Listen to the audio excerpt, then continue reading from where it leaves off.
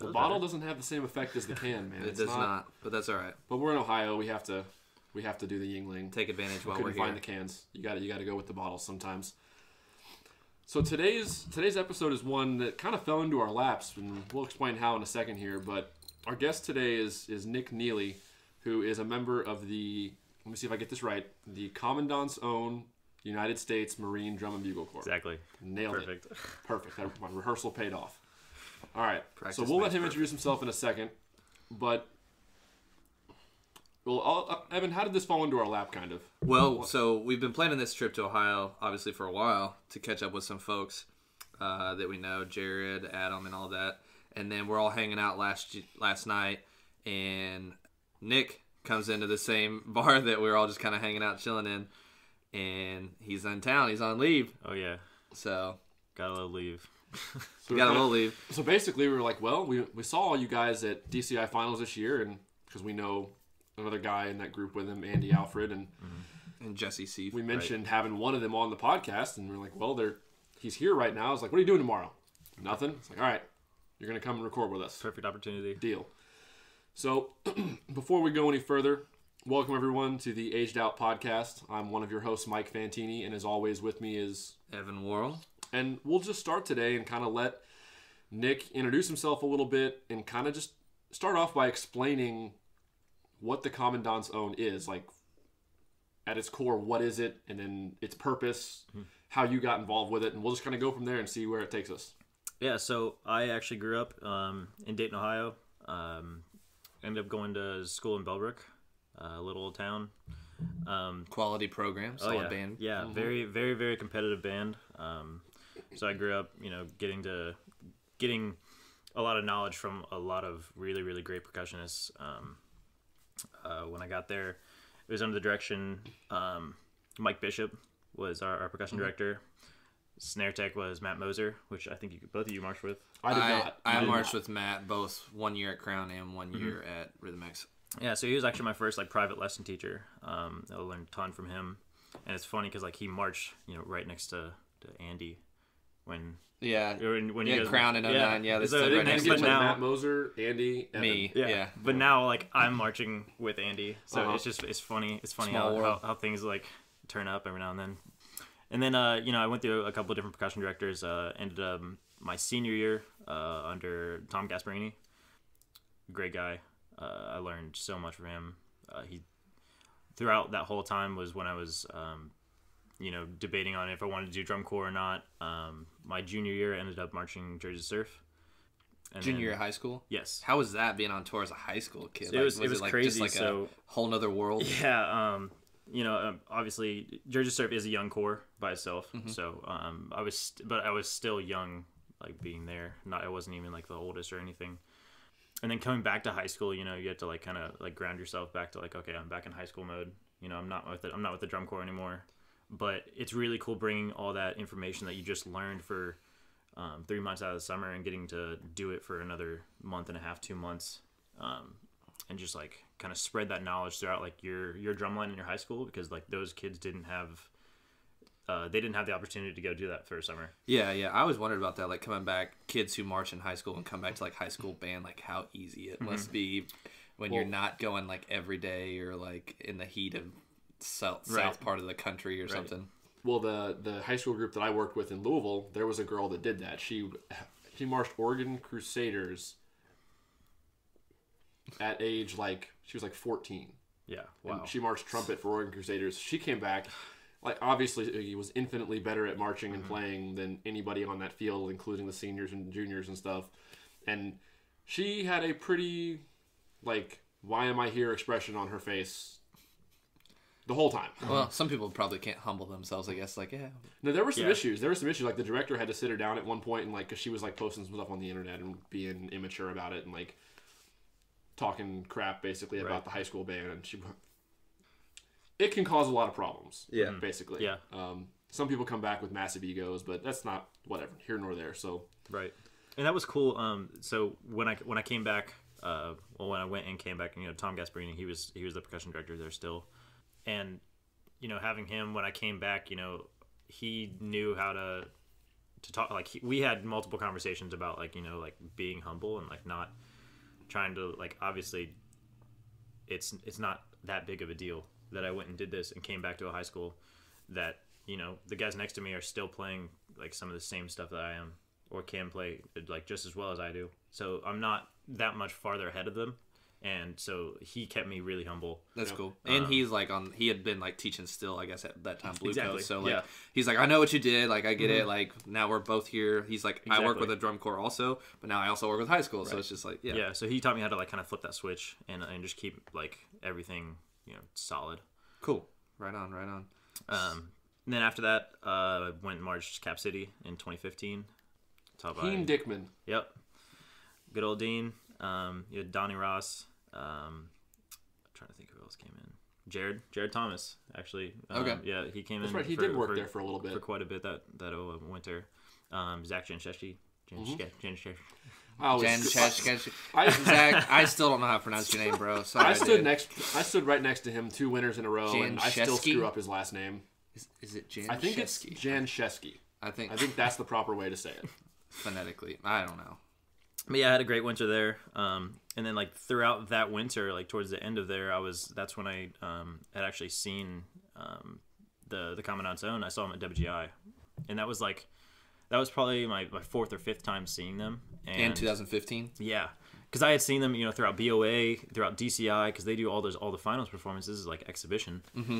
And I'd always seen them, and I was like, wow, like that'd be like really cool. You get to do that as a job. And you also get to be a Marine, so it's like super sweet. Because you as a Marine, you went through all the same training other Marines so we go despite through being in the drum corps, right? And a lot of people think that like oh, you're in the band, like you didn't have to go through boot camp or you didn't have to go through that. But the Commandants Own, we all go through boot camp. We go through 13 weeks of recruit training. That's when you basically learn everything about being a Marine. They strip you down to your bare bones and they build you back up as a Marine and how the Marine Corps like wants you to be. So you went to Parris Island in South Carolina. Yes. And the people that you went through boot camp with were just other people going through boot camp that were probably not just necessarily like band or going to be in the Commandant's Own or Bugle Corps, but just there. Everyone has different jobs. I also, it's funny, like there's guys going in, for motor T, which are they drive or they're doing mechanic work or working on helicopters or infantry guys, just it's all the different jobs in the Marine Corps, and like you get to find that out while you're with them, and you get to you get really close to those guys because you're going through, excuse my language, you're going through some shit like during boot camp. It's tough. I've actually heard people make the comparison, and I'm not trying to compare, as you put it, the shit you're going through to compare it to doing drum corps. But that whole communal bonding thing of experiencing a stressful thing together as a group really bonds people together. Like boot camp, and you can compare the same vein, a summer of drum corps, 3 months. You all go through different kinds of hell, basically, and you persevere together, so you're way closer at the end of it, basically. And everybody has that, it's that universal term, but like embracing the suck. Because you're all going through it together, and you just embrace it, and you just... you grow from it, especially with those dudes, because you're all going through the same thing. Like no one's different. Yeah, and that's another thing in boot camp. Like everyone is the same. It's like one guy might have a better PT scores or whatever, but you're all the same. Yeah. So cool, man. And then combat training, you learn all the basic rifleman skills there. Just expanding on what you learned like shooting in boot camp, but it's a lot of stuff that. Because even, people that do computer work in the Marine Corps will get deployed at some point. They can do security patrols or whatever, like over in Afghanistan, Iraq, Syria, wherever. So just because like they're doing computer work or working with. So could you be deployed? Have they ever deployed the Drum and Bugle Corps like to a combat situation? So the Drum and Bugle Corps, no, like the whole unit has not been deployed. To a combat deployment, I guess you could say. So if there were something to arise, we actually have our Chief Warrant Officer, Nate Morris. He, when he was a corporal in the Marine Corps, there was a task force that came up to go fight over in Iraq or Afghanistan. I forget which one it was. And he actually got to volunteer on that. So he's leaving his snare drummer position as in the drum and bugle corps and going over there and actually like being on, like doing security patrols, like doing all the stuff over in Iraq that you see, in videos and stuff. And then he got to come back after that and just play snare drum again. Yeah. So it's really cool. Like, you can volunteer for it, but like we will not get deployed like as a unit to go. No, it's just like, hey, we need you all to go like Exactly. man this post basically in the sandbox or whatever. And if something were to happen like in the National Capital Region, we would take over. So we have like the guards at the barracks, at the Marine barracks in Washington, D.C. We have the guards there. They are all infantry guys. They would basically like go and take out for the streets, and we would guard the barracks. Like, that is our secondary mission, is to actually guard the barracks. So Cool. that's another cool thing. So you went through, was it 13 weeks? 13 weeks, and then you have another month of combat training. And then you graduate? Yep. And then right after you graduate, so you have 10 days in between there. You get to go back and see your family and whatnot. Then you go to combat training, and then after combat training, then we go straight to DC.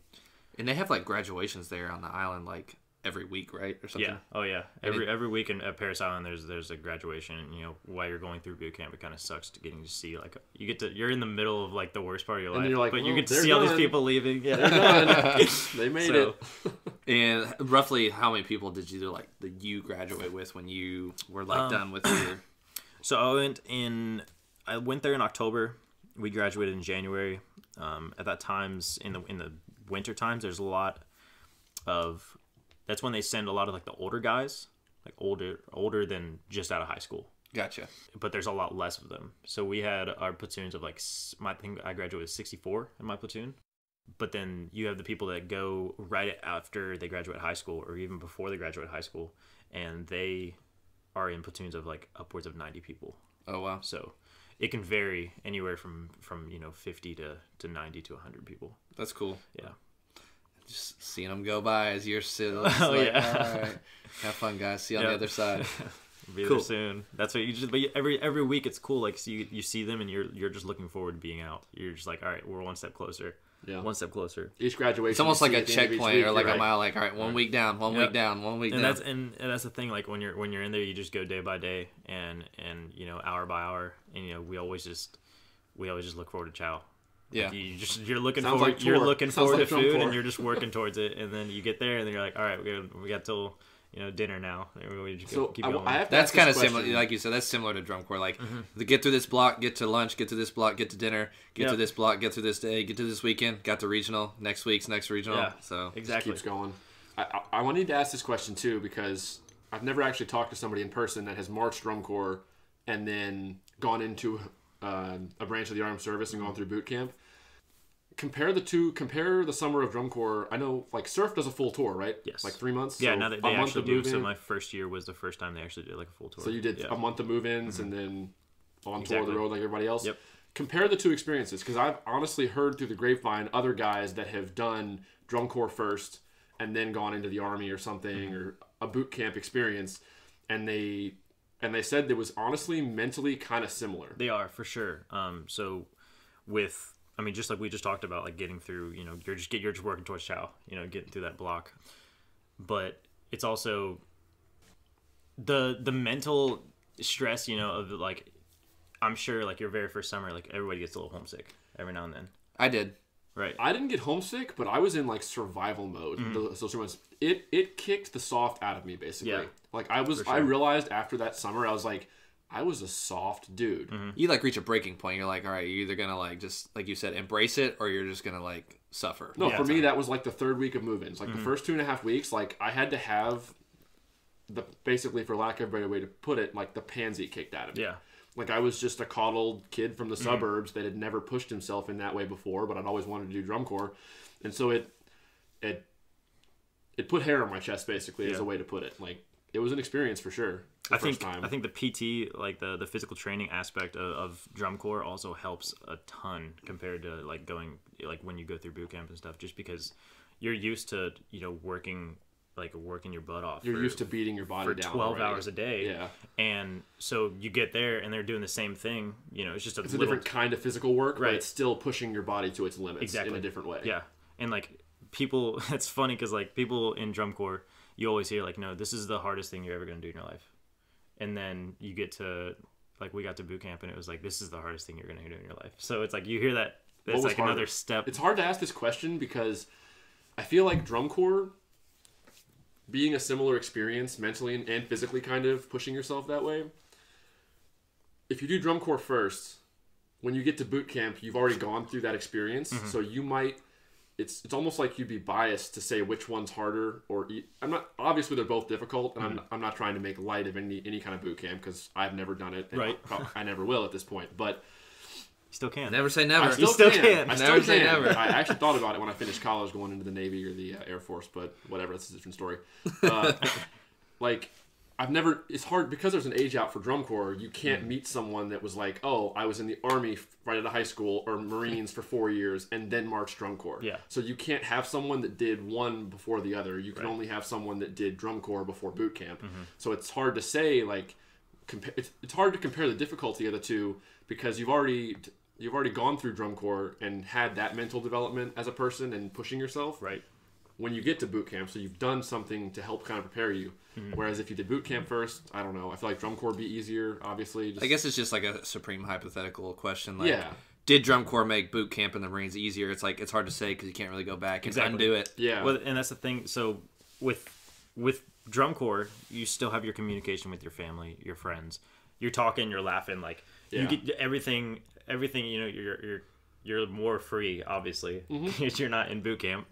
Yeah. But and then when you get to boot camp, you know, all your communication is just shut off. Yeah. So you're writing letters, like that's all you have. That's your only communication to your parents or friends and family and stuff. But they're 2 weeks late. Yeah. Like they're not instant. It's not like an instant message or a text or anything. It's just, it's all you're hearing stuff like your parents are telling you stuff that happened, but then you're getting it 2 weeks later, and then the next day you get a letter about something that happened. You know, the next 2 weeks, and it's just like it's like having two different text conversations open in, and you're talking to the same person about like two different conversations. It just gets really confusing, but like, I feel like that was the hardest part was just the communication, just like not being able to see or talk or like, just be your normal self, I guess. Yeah. So then after graduation, did you get time in between, or did you go directly towards your? So I went straight to DC actually after combat training. Because you did an audition for the band drum corps first. Before you do it all before. Do you do that before you like sign the dotted line? Okay, so you auditioned. Some people do. I actually didn't. So you signed the dotted line to be a Marine before you knew if you were going to make the drum and bugle corps. Yeah, so I was actually going in the Marine Corps no matter what. Okay. I had originally signed my contract as motor T, so I was going to be a driver for the Marine Corps. You know, wherever they want to put me, wherever the Marine Corps needs. You know, it wasn't really my choice. So I could be a driver at the barracks, or I could be a driver, you know, in Alaska. Like I don't know, anywhere. Yeah. But I forget what we were talking about now. So you signed and then you had your audition. Right. Yeah. So I signed, then had my audition later on, where we play. Couple rudiments. You play your own solo, and then they have their own solo that they have given to you that you've prepared for the months coming up to it. And then after that, you know, they'll tell you whether or not like you made it, whether or not you didn't. I mean, it's basically just like an individual audition in DCI. Okay. Same thing, but you're just not auditioning next to all these people. Yeah. So it is in different aspects it's harder, and in different aspects it's easier as well, because in DCI, like auditions, you're going up against, like, you could make yourself look better than the person next to you by just the way you stand, right? Yeah. But when you come into this audition in front of all these people, it's just like your first impression. It's just you. Yeah, you don't have. There's no one to compare to, so you have to just play your ass off and and actually like prove to them. And also, you don't. It's not like a measuring scale of like, oh, these are the best 7 people at our audition. It's like, exactly, you're good enough or you're not. And you don't have a whole weekend to show them how fast you can improve. Yeah. Because I know there's a lot of people in drum corps that like you'll get a spot because of how fast they can learn. Yeah. Yep. You know, they're like, when they get there, they're not the best player, but over the 3 days of the weekend camp, they've shown that they can grow, you know, exponentially. Take the information and use apply it so fast. And with this audition, you know, it's just like you're just showing off your skills and like that's it. Yeah. So And then after they tell you make it, then either some people are like, I was already going in the Marine Corps no matter what, so then all I had to do was basically like sign a new contract of where I was going to go. And the cool thing about the Commandant's Own is since we have to audition to be in it, like it's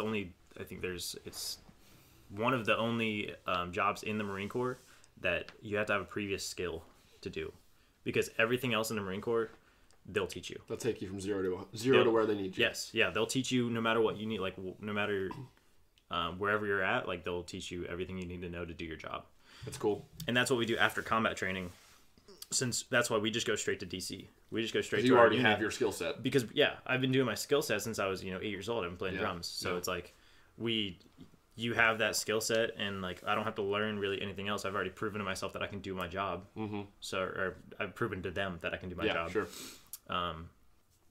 So then I have all these friends that are like still in school, but I'm like already traveling with the Drum and Bugle Corps. Like they're still in their job school, like that's learning, pretty sweet, learning what they're doing. But I'm like already in California.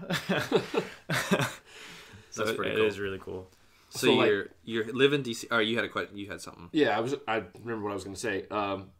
So that way, so if I wanted to try to be in the Drum and Bugle Corps, if I'm someone listening to this, but the only way I wanted to go into the Marine Corps was to do that. Right. I could audition and see if I'd make it or not before I signed the dotted line to be a Marine. Yes. So then if I made it, then I would sign the dotted line for that contract, go through boot camp, combat training, and then I knew that's where I was going to end up. Mm-hmm. All right. So It's also a little different because with our unit, you have like it's hard to differentiate now because there's a lot of people that see it and they're like, oh, I could do that as a job. Like I could go play drums for a job, right? But like our main job is to be a Marine.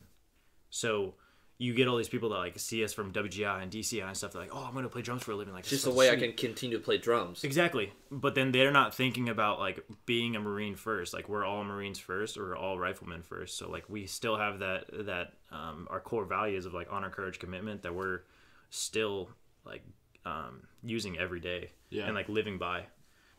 So like there's a whole mindset that you have to be in, whether like not just I'm going to go play drums for a living. Sure. You got to be like, okay with like, if this isn't the reality, I'm going to go do something else. Like I want to be a Marine first is like the mindset that a lot of people like I think should have. Like that makes sense. Because those are the people that we want. Mm-hmm. Because we want them to be good Marines, like we want them to be good players as well. And both those together are like that's like the core of like the people we want. Cool. So cool. That makes sense. Yeah. So what's the coolest place you've been so far in the Drum and Bugle Corps? Like the coolest performance you've done? Coolest performance I've done, probably have to be in Bern, Switzerland. This was back in August of 2017. We flew out there and performed in the Avanche Tattoo, which is right outside of Bern, Switzerland. It's a little nod, like I know what that is. Sounds fancy. It's just like a music tattoo that you see online, with Top Secret and all of them. Okay. Yeah. It's basically the same thing. It was on a little bit smaller scale, but still humongous. It was in like a Roman Colosseum. That's pretty like sweet. Super old. And that was actually that was my second time out of the country, and the first time out of the country was I think 2 weeks before that when we went to Canada. But being there, it was super cool because we got to perform a whole drum solo with the Swiss Army drumline. And they had their rope drums and we had our marching drums, and we had a whole piece that we had performed and like learned that week. That's cool. Like when we got there, and we had a couple of rehearsals with them and stuff, and it's just like seeing how they drum and seeing how their whole technique is just like completely different than ours, but like it works. They're obviously just very it's so intricate cool. As well, and like it's very detailed. Animal. We got to perform with a Scottish pipe band. It wasn't really like a whole that wasn't a scheduled performance. Actually, one of them just came up to us and was like, "Hey, we have this piece. Like, do you guys want to play it with us sometime? Like, we just meet up and play." And then it was after like we did this parade throughout the town, all the different countries that were there. So there was countries from Russia, Austria, Swiss, Ireland, Scotland, us. It was all over the place. So you had all these different either military bands or just a different bands from their countries that are there. They do a parade throughout the whole city of Avanche, and then after that, one of the Scottish guys like they met up with us, and we just played this like little beat, and then it was just this simple like, and it was just like that over and over and over. But then the bagpipes came in and played this slow Amazing Grace over it, and it was like one of the coolest things because we're just all smiling and just grooving to it. And then after like the third like run through this part of Amazing Grace, they had this thing where they break off and just dance. And so we just got to sit there and we just got to dance with like all these people just playing this beat, and just it was like a super cool like humbling experience, just being like, oh, wow, like I'm in Switzerland, I'm getting paid right now, this is my job, and I'm just having like the time of my life right now. That's awesome. So that's cool. That was, I think, just Switzerland was really, really cool. Just getting to perform in another country, I think, is just really, really, really exciting. Opportunity of a lifetime. Like Exactly. not many people can say they've done anything like that. Like I've obviously never done anything like that. So, not me either. And That's tattoos are pretty completely different too, because it's not, in a coliseum like that, it's not a drum corps show. You're not performing to like the 50-yard line. You're performing to people all around you, so you have 120 degrees of area that you have to perform to. So like we had a marching show there, and we're arcing it up and playing to the side during part of our show, and then marching around and then playing to the other side, to the front, all over the place. So yeah, it was cool, like just getting an experience like what a tattoo is. I think it's really, really cool, and like their appreciation over there for music is just insane. Is it higher than here? Way higher. Way higher. 'Cause there's people that travel all over the world just to go to those tattoos. That's crazy to think about. And just to see like all these different military bands like do their shows, and it's crazy. It really is, and they'll go crazy for anything. That's You cool. can just play a B flat scale and they'll jump out of their seats. That's awesome. So, who designs your all stuff? Like, who writes new music for you all? You obviously, I've seen you all at WGI. You have drill and stuff you do for that. So we have Nate Morris. He is the chief warrant officer. He does operations for our unit, but he's also the overseer, like the percussion head, basically. We also have Staff Sergeant Pena, Jason Pena. Why have I heard that name? Older Cavies guy. That name sounds really familiar. Marched early 2000s Cavies. Quad drummer, wasn't he? Snare drummer. Snare drummer? Yep. I'm thinking of Brian Prison. Oh. So him and Nate both work together, and they both write a lot of our beats. And then there's just a lot of different people inside the horn line that write. So like everything for our unit is basically done in house. It's Obviously very talented. So people. there's no civilian contractors they pay to come teach you all or anything. Yeah. So all of our drills written inside a house. All the music is done inside. So it's pretty cool because you get their like perspective on like what they want to hear and what it should sound like. Sure. So that's cool. That you all write the drill yourselves too and everything. And yep, because we have people in the unit that either have taught or they've written drill for years before. Yeah. And so they're well experienced in it. So why not? Why we can just do this for free? Like this can be your job to write drill for us and perform it at the same time. Yeah. Rather than pay outsource amount of money to get someone outside. Yeah. So obviously, like within the drum line, like Mike and I know you and some other people, Andy, Jesse, like there's people that have done like drum corps and stuff that are also just now Marines that do this. Right. Would you say that applies to the rest of the sections as well, or is it just like people who are Marines who are good at their instrument that auditioned in? No. So everyone in the drum corps, almost every single person in the drum corps has, I think it's like 75, maybe a little more percent have done DCI. Okay. And or WGI.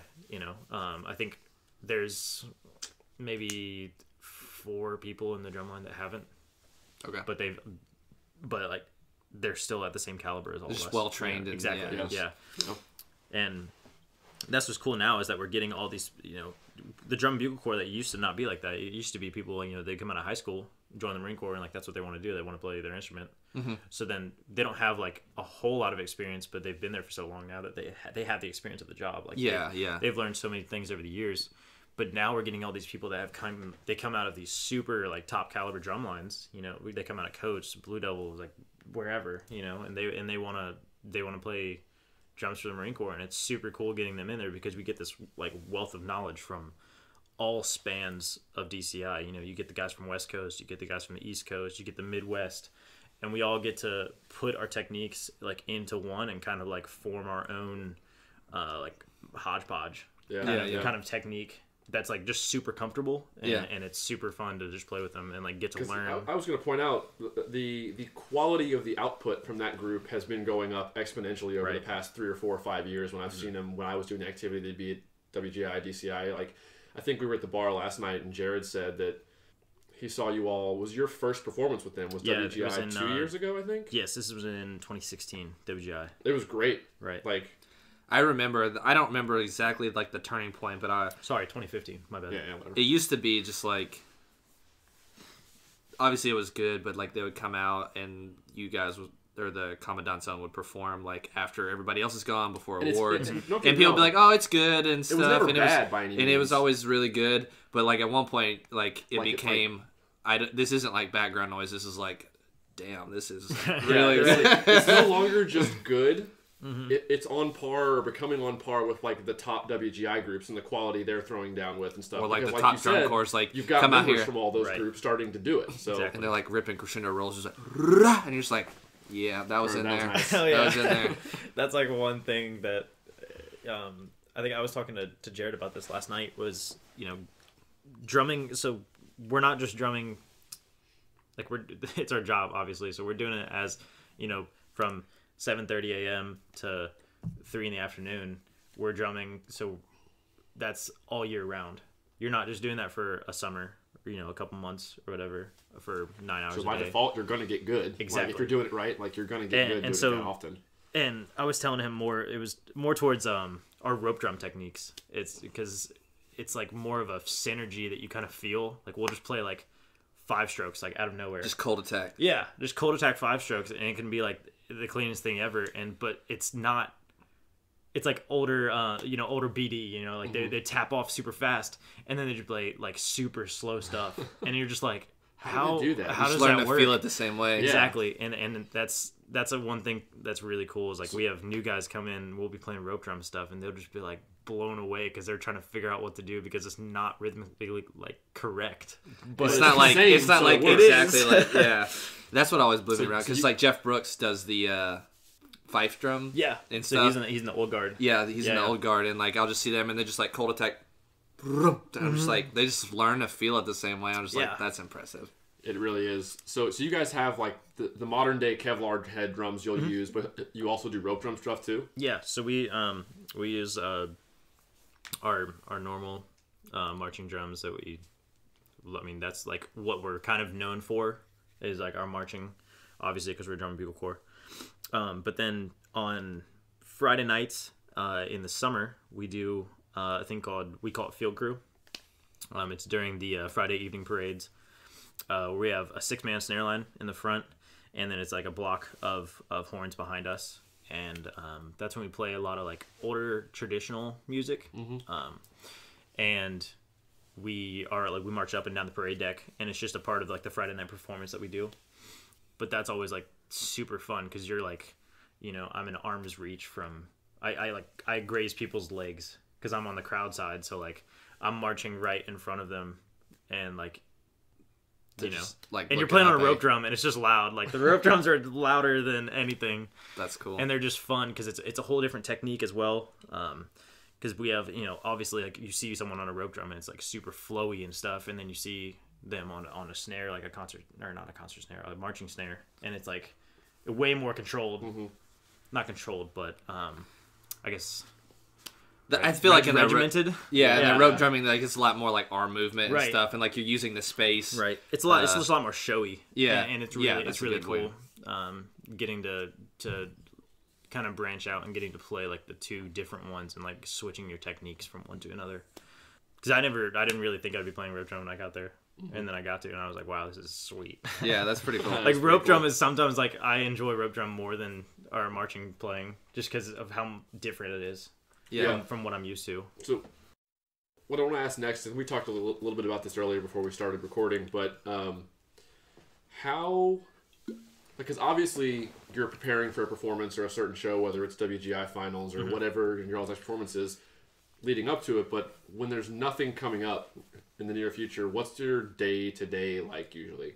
So, we're still go in between like 7:30 or 8, and if there's nothing coming up, like we'll start the day off. We'll go out there and meet it with the drum line, or even the full corps. We'll all meet and just kind of like talk about like what we're gonna do that day, whether it be we're all gonna go into sectionals and just kind of like work on our chops. We're just gonna go into sectionals and work on things that obviously everything can always be worked on. Mm-hmm. So there's always things that can be done. But if there's not anything like super major that needs to be worked on, then we'll go into what we call it section leader admin time, where we can go do Marine Corps like courses that we have online. We can do go get our medical stuff done. It's kind of like whatever you really need to do as a Marine or as a person. Otherwise, we will chop out, sit there in a circle, play add-a-lick, just do normal things that you would do like on tour, on a break. We'd sit there and just, we're still like working, we're still getting better, obviously. We'll think of different parts to like the music. We'll like, like this could be cooler if we did this, or like, if we're just sitting down as a snare line, like we'll think about different parts or whatever. So, I mean, it's basically, we're still working, but it's just not a major. So you said obviously before you're a Marine first, right? And then you're a Marine in the Drum and Bugle Corps. So if, say, there is a need for a bass drum spot or a tenor spot, like, would that fall upon you to be like, all right, we're just gonna shift things around and I'm gonna play bass drum? So I mean, there's a lot of people like we have. Even Nate Morris, when he first got in, he just got off teaching snare drum at Boston. He'd marched Boston Music City Mystique, and he just got off teaching him. Went to boot camp, came in, and they put him on cymbals, and it was like that's what they needed. Yeah, they didn't need a snare drummer. Because it's the needs of the Marine Corps, and like that's when you it goes back to like humbling yourself and being like, okay, like this isn't about me anymore. It's about the Marine Corps. So we have snare drummers that come in that get put on, bass drum. We have quad drummers that can come in and get put on snare, just because like it's just the spots that we need. Yeah.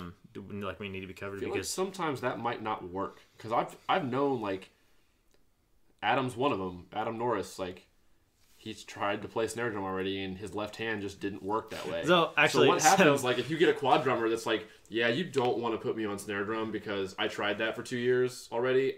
My left hand does not work. So with the I guess that was the bad part. Putting them on, it's more. So we'll put snare drummers on quads, or we'll put snare drummers like, on. The traditional grip thing is difficult for some people. Like some people's Yeah. left hand, like Tim Jackson has said it before.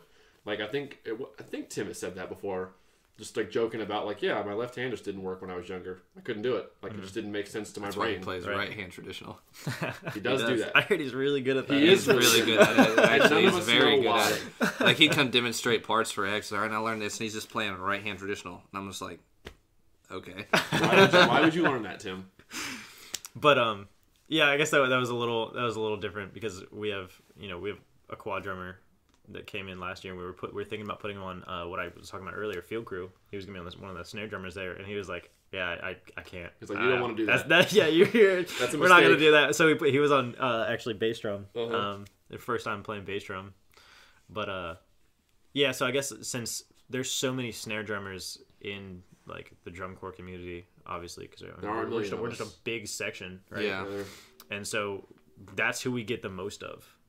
And that's what it's also really hard for the people that are determining auditions, is because they have to choose, they're not seeing a line of them in front of us and being like, okay, we want you and you and you.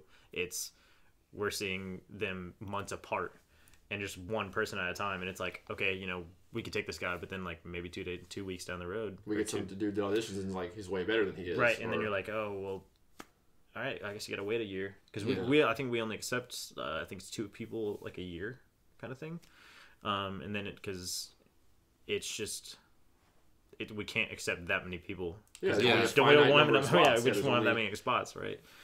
I'm sitting here thinking about that now. I'm like, I mean, I guess if I was drumming every day, I could figure out how to play quads. Like I understand how to do it. It'd just be getting the muscle memory of moving side to side. So like, yeah, I could figure it out. Yeah, And when you get to the unit, so like after, like I was saying earlier, so you get to DC after combat training, you're put on what we call mandatory rehearsal. So every day after work, you'll sign a book, saying like I checked in for rehearsal, and you're there you have 2 hours just to yourself. Like private practice, right? Because we have all these different tunes that we have to you have a list of just songs that you have to memorize, and they're the songs that basically you're going to be playing for your entire enlistment. So the next 4 years, these are the songs that like you're going to have in your back pocket that you can just pull out and just I could play right now, Yeah. The parade tunes. Yeah, we have around, I think, 30 songs that we can just pull out and just play. Like, it's a lot to memorize. 30 pieces. Yeah. Shoo. And so that's what those mandatory rehearsals are for. And that's when like those people learn how to play their instrument, like quads or bass or whatever. Like if you're a snare drummer that comes in, you're like, hey, we have a quad spot, so you better put a set of tenors in the practice room and get to it. Right. Yeah. Exactly. And you can woodshed everything you need. Yeah. And then obviously like the guys in the section will work with you. Obviously, like we're not just gonna get there and be like, all right, you're gonna do this. Like, better figure this out, kid. Yeah. Better have this down when we all come back together. When I got we're there, gonna like go drink, you practice. Yeah. When I got there, we had I had those 2 hour rehearsals, and I had guys that would help me out with like different parts that they knew or whatever. Either during those days that we didn't have a whole lot to work on and stuff, and I still need to like check off all these stuff because like those tunes that you have to memorize, you have to play it for either the percussion like section head or like your section leader or whoever, so they can determine like, okay, like you're good, we're good on that one, check it off, go to the next one, learn that one, then you check it off, and then once you get done with that, it's like a relief, obviously, because it's 2 hours 2 hours out of your day that you get back. With 30 tunes, like if they're in any way similar, I feel like you could get them mixed up in your head all the time. That is one of the hardest things. Because rudimental snare drum music can be kind of a little repetitive from chart to chart. A lot of the same rudiments, some of the same patterns and stuff. It's like, and with militaristic writing, that is pretty so similar. We have guys that have been in the unit for 6 years now that still get parts mixed up because they're exactly like. Yeah. We have one song. So we go down to Texas every year. We do the Texas State Fair. We go there for about 2 weeks, and they have Texas has their own anthem. It's called Texas Our Texas, and then the State Fair has their song. It's called Our State Fair. Our State Fair. That's it. But we also have a song that's called Bravura, and it's literally change of fills from like 4-bar fills. So the groove is the same. Exactly the same. But then the little fill is different from chart to chart. Different. And we have like those 3 songs are literally the exact same song, pretty much the same exact tempo. But you have to just like, it's just a completely different part of the Which years. one are we playing? Which fill is this? Yeah, Let's right. try this one. All right. Right. That gives me like a PTSD flashback of something on drum corps that happened to me. Right. It was a Moorhead time. Well, we did a parade chart, or we did it as an encore tune in 2010. We played the 2007 Crown Show, as a horse show, the Triple Crown Show. Triple Crown. And there's just parts in there that verbatim, like obviously Lee Bettis wrote the 07 and he wrote the 2010 stuff. Mm-hmm. It was like the same thing, and I could not differentiate. So we're there out there on the field, and I'm like, get to this part. I remember exactly where we were. We were in Dublin, Ohio, and we're playing the encore tune for the 07 piece, and I just start playing the 2010. I'm like in the middle of it, and I'm in the middle, and I'm just like, I just stop, and I just like stand there. I'm like, and my brain froze. I was like, I don't remember. And I feel like everyone's had those moments. What's happening. I don't remember. I feel like everyone's had those moments too. Like if you've played multiple years under the same writer, because obviously like, there's going to be parts that are really very, very similar. Yeah. Yeah. Right. Everybody has their sound. Exactly. Yeah. Like Rennick sounds like Rennick, BD sounds like BD, like that sort of thing. But like with our parts, like those parts I was just talking about, like those are the parts they've played since, they've been going to the state fair since 89 or the 60s. Yeah. So they've been playing the same parts. So it's like, it's not like we can just like pick up and like, hey, we're just going to change this part for us. Like, no, because it has a tradition. It has its own meaning to it. Mm-hmm. So like those are the parts like we can't really like just mess around with and just change because it's a new age. But yeah. That's pretty funny. I can imagine. I can relate to that. Yeah. It's like, oh no. I had it. And then we're like, of course, like we were not really required to work on encore tunes. It was just like, we learned this at the December camp, and you better remember it. But then we have all this other stuff that we're going to do for the regular tour. Isn't it kind of like, it's almost like loose for X, right? Like, Yeah. You guys are like We given never that, practice it. but you never practice Nobody it. No, we ever. never It practice always that. sounds like butt. You pull it out and you just play it. It's like, all right, we're going to play loose today. It's like, okay. I think there was a day in 2011 where Josh had us like work on it early on in the season, like for part of a subs block, and he said that, and we were all just like, "But we all already know it. We don't." The point is for it to never sound perfect. Like, Right. It's just fun. you But just screw around with it. yeah, one of those things. And then you just like, I remember we got chewed out too after that encore. Like, you guys like sounded terrible. Like, well, we never look at this. I haven't thought about this music in 3.5 months. Ever. Yeah.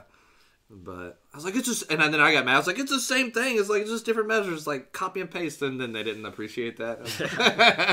And that's Maybe if Lee would put a little more effort into this. Whoops. You're not setting me up for success. Oh my gosh. But it's funny, like with the unit, you know, we'll go months with having maybe like 1 rehearsal, 2 rehearsals on like a single show, but then we'll go out and just perform it like nothing changed. Yeah. Like we go from DCI finals, right, and then we have about 2 months between DCI and BOA, I think. August to November, yeah. Yeah.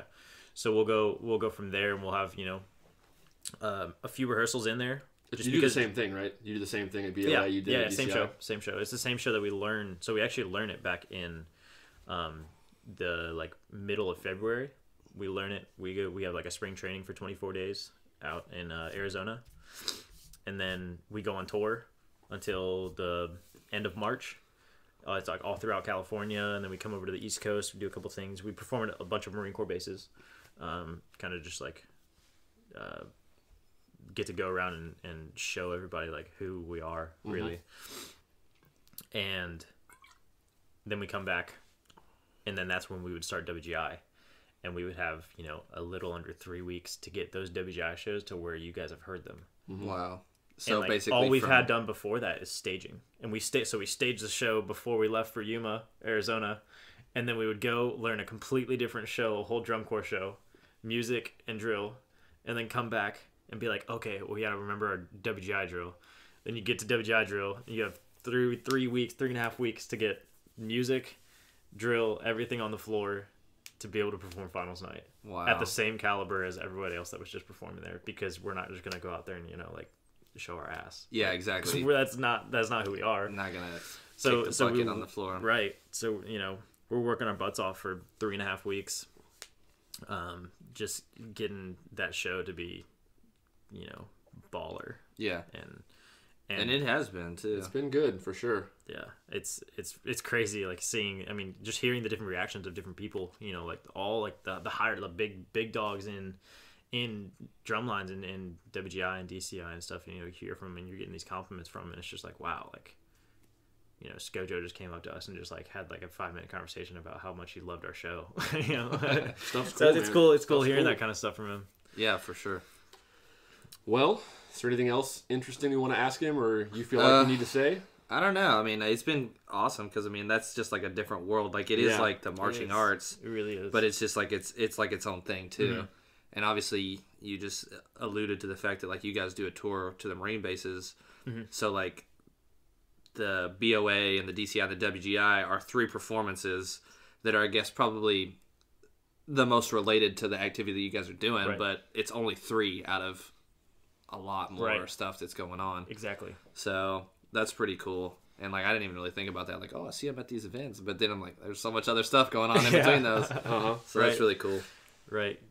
Well, I guess we'll close this one out then. Yeah, man. Thanks So- for joining us. Hey, it was great joining, and Yeah. you know, anyone that's listening, don't feel free to contact, you know, anyone in the unit if you're ever thinking about it, because we can always point you in the right direction and get you where you want to be. Absolutely. And you know, it'd be great. We always are looking for people. So I think it's a great opportunity, like you said, for someone like who's just like maybe not sure, like who's done band their whole life, but like doesn't know what their career path. And obviously, like the Marines are an elite, respected right, group exactly. in this country that have served our country for hundreds of years. So like, or I don't know, whenever its inception was. Right. So like for people who just don't know what, but they know they love to drum and they want a career and join the Marines, and as a sidebar, you can also still play. Yeah, you're gonna play drums for the rest of your your career. Like as a career, it's one of the coolest things, obviously, that I've ever done. Nice. College ain't for everyone. I'll stick by that. I was in college for a year, and then that's when I was marching Cap City, and I saw throughout that time I had seen the Marine Drum and Bugle Corps, and I was just like, that's what I want to do. And I was like, I don't want to be in a psychology degree anymore. Yeah, exactly. I wasn't gonna go anywhere with it anyway, and I was like, this is. Felt like you were just kind of there because exactly. you felt like you were supposed to be there. Exactly. So now I have all these different life options of where I can go, what I can do. So cool. Right it's on. Awesome. All right. Well, everybody, make sure you subscribe to the YouTube channel you're listening / watching this on. Check us out on Facebook at facebook.com/AgedOutPodcast and on Instagram at, you guessed it, Aged Out Podcast. They're all the same for a reason. Make it easy on you. And we'll just hit us up. We can always put you in touch with Nick, or if you got questions for him or questions for us. So for sure. Yep. We'll see everybody next time. Peace.